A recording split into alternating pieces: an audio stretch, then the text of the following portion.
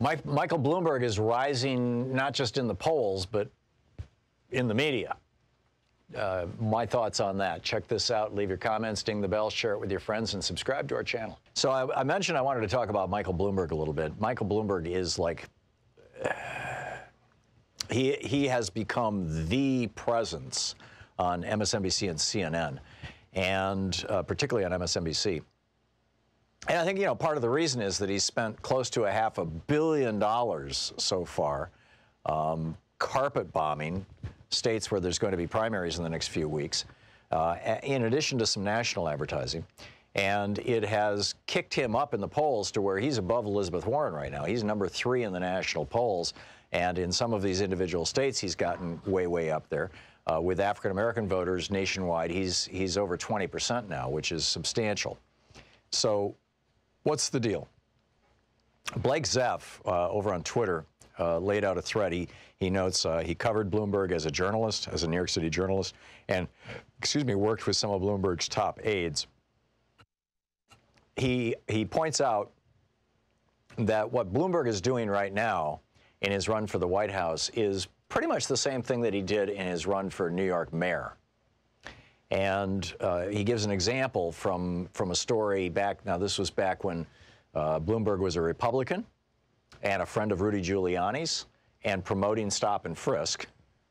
All of things that would probably not cause the pastor of a black church to endorse him. But here's a news story. A few weeks ago, the Reverend Calvin O. Butts III, the influential pastor of the Abyssinian Baptist Church in Harlem, came to a difficult decision, one he had wrestled with all summer. He would not endorse William C. Thompson, Jr., the city comptroller and a longtime friend and ally for mayor, as he had promised Mr. Thompson last spring. Instead, he would endorse Mayor Michael R. Bloomberg. Mr. Thompson was furious at the betrayal, but what he did not know was that Mr. Bloomberg had given a $1 million donation to the church's development corporation, roughly 10% of its annual budget, with the implicit promise of more to come. And then they quote Pastor Butts. He said, "What could I say to a man who was mayor and was supportive of a lot of programs that are important to me?" Okay. So in this campaign, Washington Post, Bloomberg spent $2.2 million to help elect Representative Mikey Sherrill, Democrat from New Jersey, $2.2 million to help elect Representative Haley Stevens, Democrat from Michigan, $4.5 million to elect Representative Harley Rauda, R-O-U-D-A, Democrat of California. All 3 members have endorsed Bloomberg's presidential campaign. So, you know, you help people out, they help you. In 2018, Mike spent about again, I'm quoting from this thread, Mike spent about $110 million to boost 24 candidates in Congress, and he quotes an article about it. Goes on to say community groups back Mike's candidacy. He reversed a voter referendum on term limits. When he became mayor of New York had term limits. You could only be mayor for 2 terms. Bloomberg was mayor for 2 terms. He wanted to stay for a 3rd term. And turns out that, you know, how did he do that? Well, charity backing Bloomberg 3rd term got millions. Mayor Michael R. Bloomberg has donated millions to the Doe Fund, whose leaders just helped him alter term limits. And then after changing parties from the Republican to Independent in 2007 as mayor, the Republican Party never attacked him. Why? Well, again, here's a news story from WNYC. Bloomberg gives record $1 million to State Senate GOP, the single largest donation ever received by the by the Republicans in the House of Representatives. And then, you know, the campaign has grassroots support. Look at all these people showing up for his events. Well, he quotes, he cites a picture showing Mike Bloomberg rally tonight in Philadelphia is catered and really good food and free wine. And then there's the stuff, Mike poaches talent from other campaigns. Michael Bloomberg's campaign staff get a MacBook Pro and an iPhone 11 on their first day and 3 catered meals a day, not to mention good pay. And he's paying for people to say nice things about him on Instagram, $150 a whack. And then, of course, there's the nonstop ads. And then one ad portrays him as Obama's best friend, even though he didn't endorse Obama back in 2008 and barely did in 2012, scolding Obama for being partisan, divisive, and a populist. But basically, because he controls the ads, he can craft whatever narrative or message he wants. So all of that sounds like, and I think was meant by Blake Zeff, as an indictment of Mike Bloomberg, as a way of saying, don't vote for this guy. We shouldn't support this guy. This guy shouldn't become the Democratic nominee. And I can understand that sentiment. That said, I remember a few years back,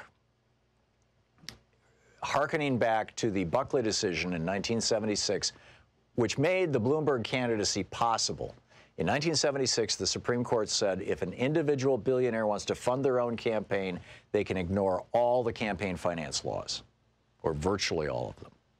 They can do anything they want because it's their money, and money is speech, and the right to free speech is guaranteed by the First Amendment. So I think the equation that many Americans are making is, if you need, if Donald Trump is a billionaire, he's got $1 billion war chest, he's developed this Death Star super sophisticated data thing with help from Mark Zuckerberg, another billionaire in Facebook. If it's going to take essentially a dirty billionaire to beat another dirty billionaire, at least he's my dirty billionaire. I think that's the math that people are doing, and it's certainly the story that's essentially, boiled down to a fairly crass summary. The story that I think is being portrayed on MSNBC and CNN, or at least that I've seen that's really catching on over the last few days. Maybe they see this as the last chance to stop Bernie. I don't know. What's going on in the back rooms in these networks. But I think for the average voter, they're saying that. And I'll just say, if Bloomberg ends up being our nominee because he was able to buy his way into it. And, somebody asked him the other day, are you trying to buy the election? How do you respond to people who say you're trying to buy the election? He's like, I'm not trying to buy the election any more than anybody else who runs campaign ads who are trying to buy the election. And I suppose you could say there's some truth to that. He's playing by the rules of the game that the Supreme Court, a highly corrupted Supreme Court. This is why my last book was The Hidden History of the Supreme Court and the Betrayal of America. This is one of their major betrayals. But the Supreme Court set the rules. And those rules make it a hell of a lot easier for a billionaire like Donald Trump or like Michael Bloomberg to become president of the United States than for any average person. Period, full stop. And, so if that's what it takes, then maybe that's what it takes.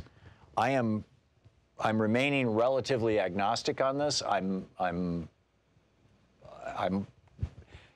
back in the day, on this program even, although a lot of the Bloomberg stuff happened long before we were on the air, but, I was opposed to stop and frisk, and I thought it was a horrible policy. And then Bloomberg was essentially, the new video that's out is his essentially defending redlining, excuse me, which is, a insane